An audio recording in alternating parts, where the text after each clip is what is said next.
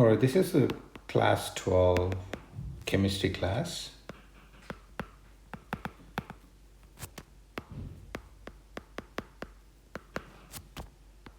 NCERT, this chapter is adapted from a textbook, following NCERT syllabus.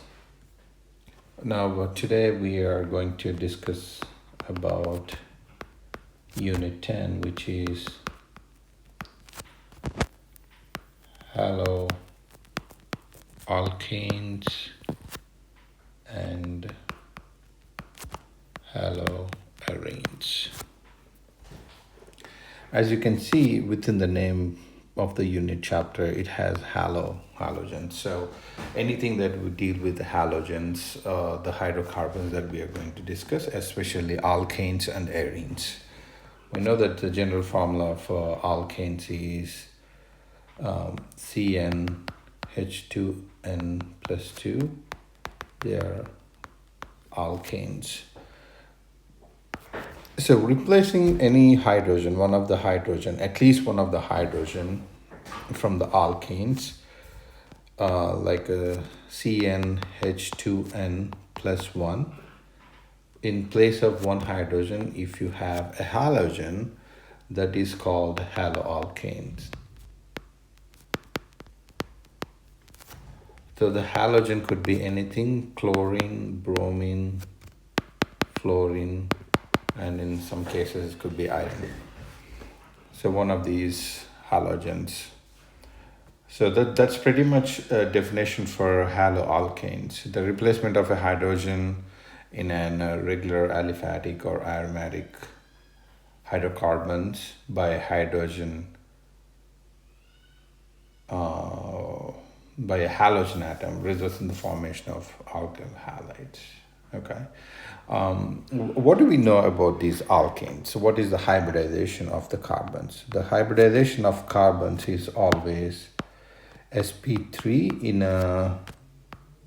alkanes, because the carbon always have 4 bonds. There are no double bonds and no triple bonds and no charges so far what we discussed here in the general formula. It's an sp3 hybridized carbon.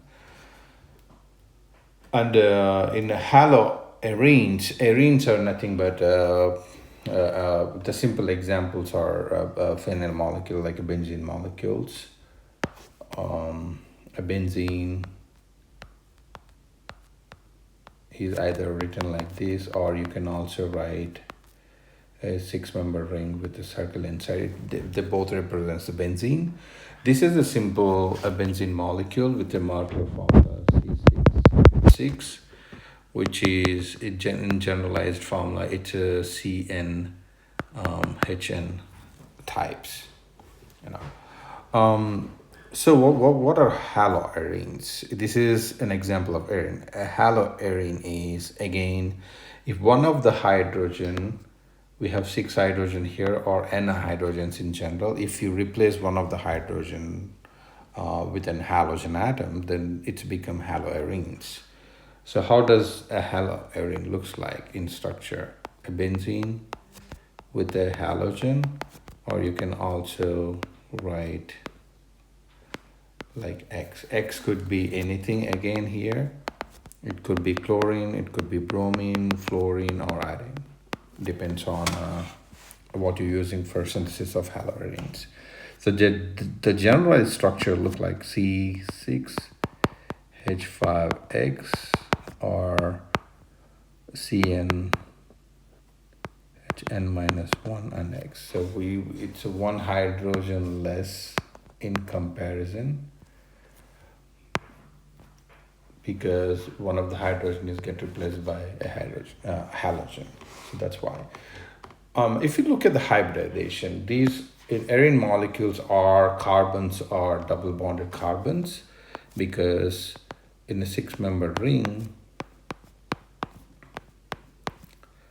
we have double bonds between the carbon. So each carbon atom have a double bond, right? Each carbon have a double bond. No carbon here is without any double bond. So all the carbons are double bonded carbons, which means all the carbons are sp2 hybridized.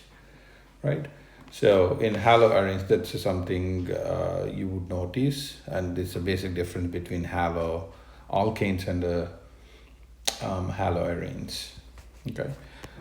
Um, so why we are learning about halogenated alkanes or arenes? Why we should learn?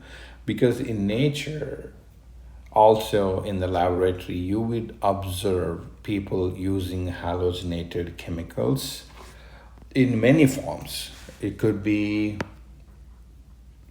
as a solvent, as a precursor for during a drug synthesis, in the lab synthesis,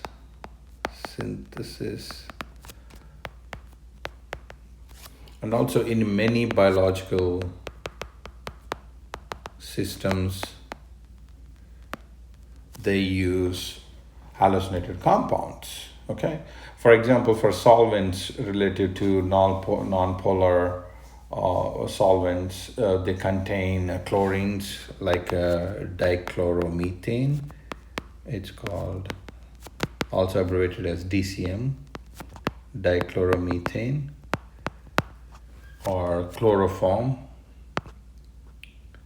Dichloromethane also right now CH2Cl2, but chloroform is CHCl3. So these two solvents are chlorinated solvents, and you could observe pretty much in almost all organic chemistry laboratories.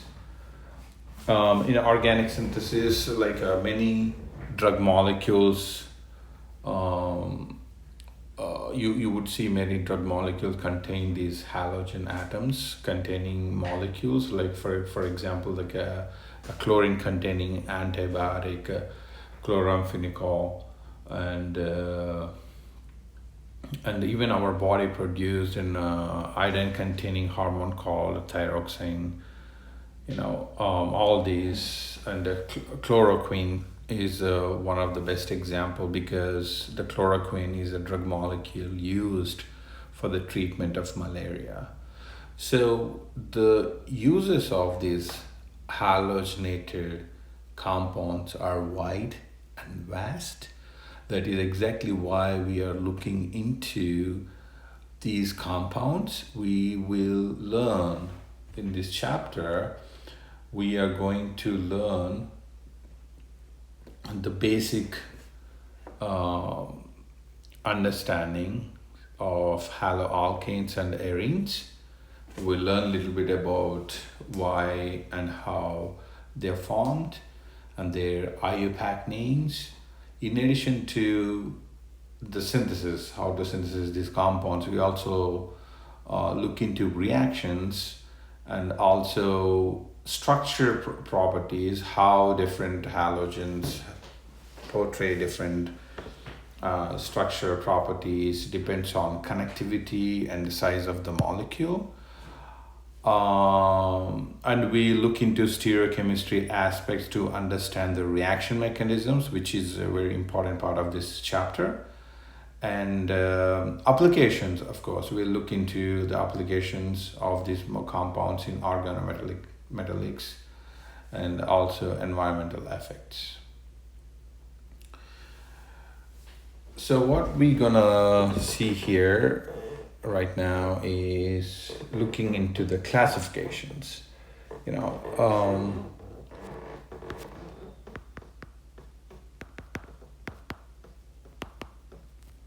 In classifications, based on how many halogen atoms are present within these halogenated compounds in haloalkanes and arenes, they are classified into different categories, and we use the term here called mono,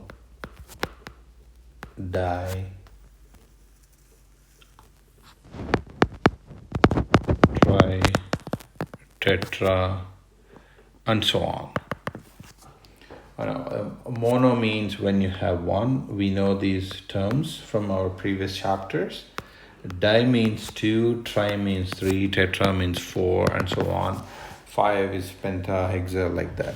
So what it represents within the classification, mono means one, which means any compound that containing one halogen atom. For example, chloroethane, it's C2H5Cl.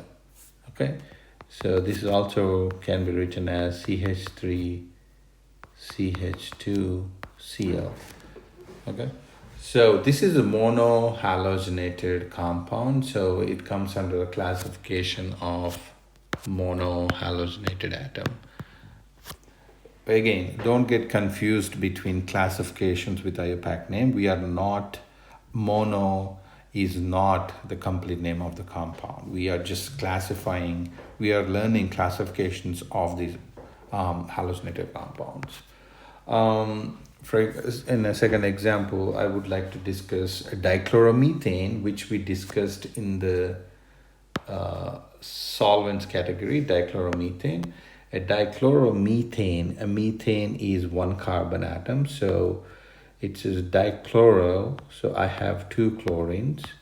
The rest of other two bonds will be hydrogens in a methane. So it's CH2Cl2 is the dichloromethane. So this comes under, because it has two chlorine atoms, this comes under the category of di. Now chloroform, also another solvent used, it's CHCl3.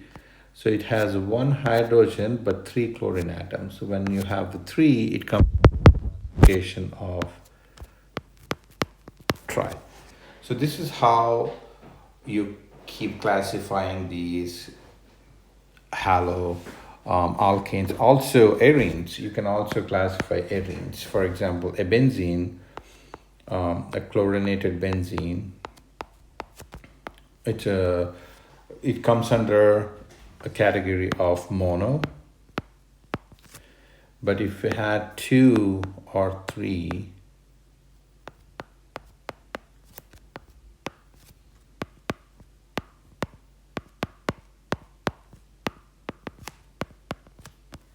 it comes under the category of di and tri. Okay, so these are the classification based on what we are basing on, based on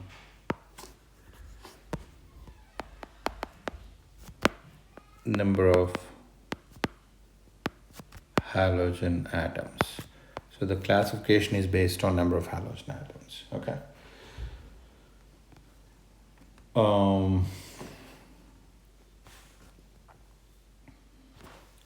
Next, other classification we look into is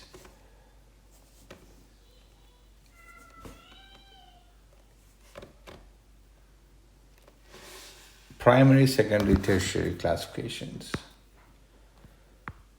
Primary, secondary, tertiary classification.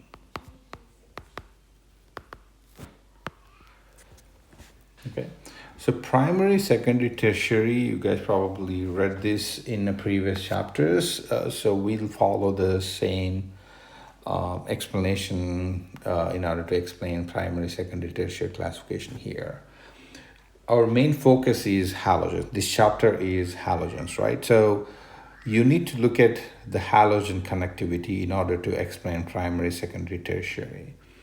Let me take a carbon that is connected to three other alkyl chains or molecules. Our group could be anything that containing carbon and halogen here. This X could be anything, chlorine, bromine, iodine. Okay, so the way you classify this here is look at the halogen. The carbon which is connected to halogen, if it's connected to three other carbons, it's tertiary. If a carbon containing halogen, it's only connected to two other carbons, it's a secondary.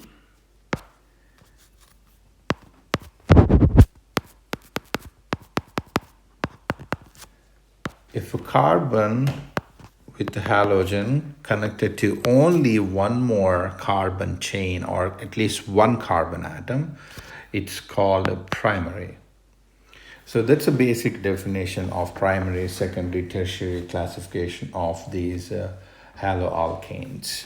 So technically, the R could be anything. Let me dig into detail with the primary carbon classification. For example, a carbon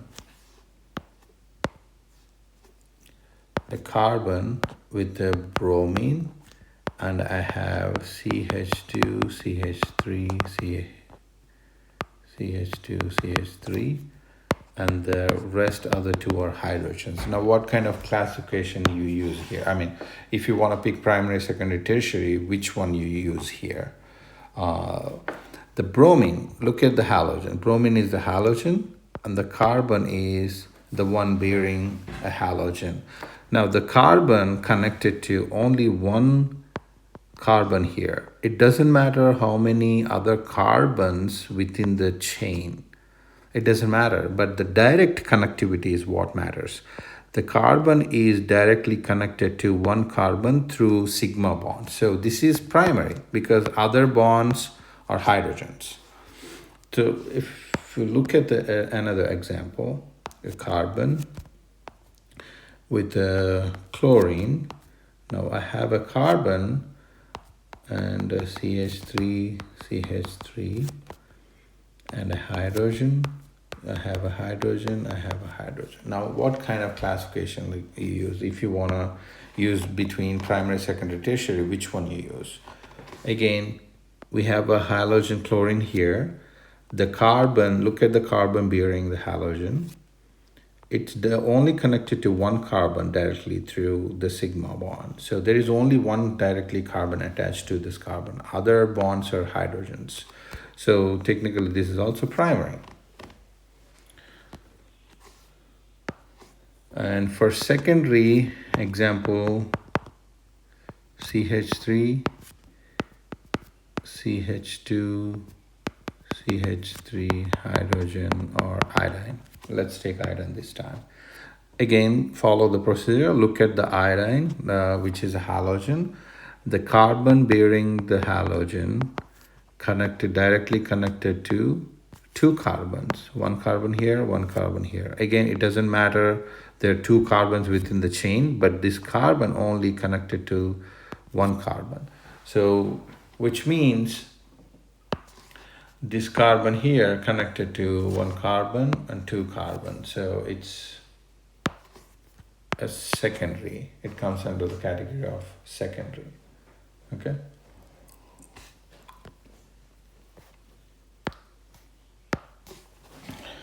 There is other classification called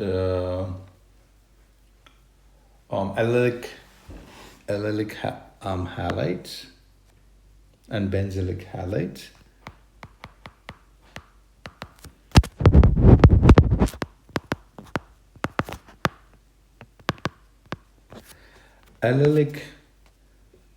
Allylic means the carbon that connected to a double bond. This carbon is called allylic carbon. So if you have a halogen for say bromine, so these compounds are called allylic halides.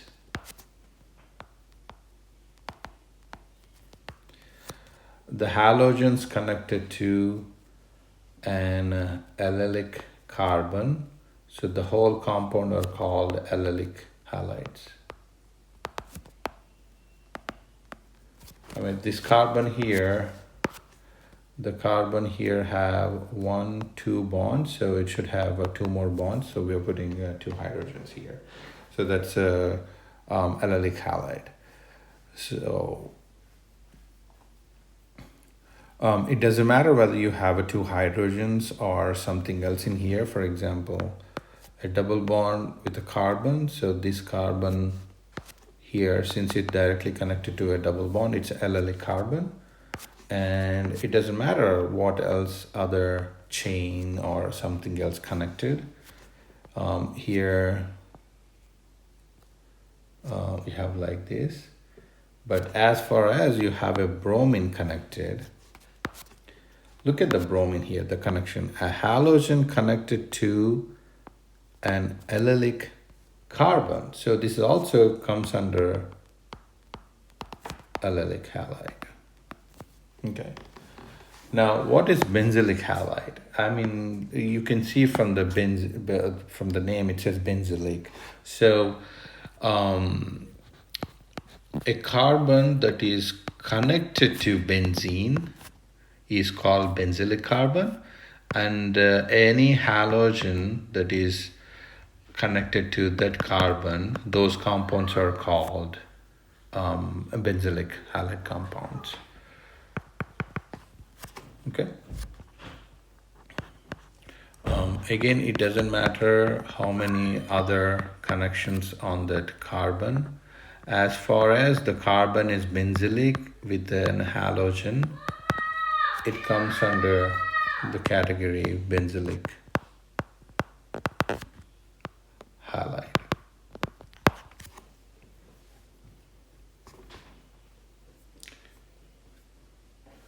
Now, the final category we'll discuss is vinylic and aryl halides. If you look into the classification we just studied, whether it's a primary, secondary, tertiary, okay? So as we studied here, primary, secondary, tertiary, and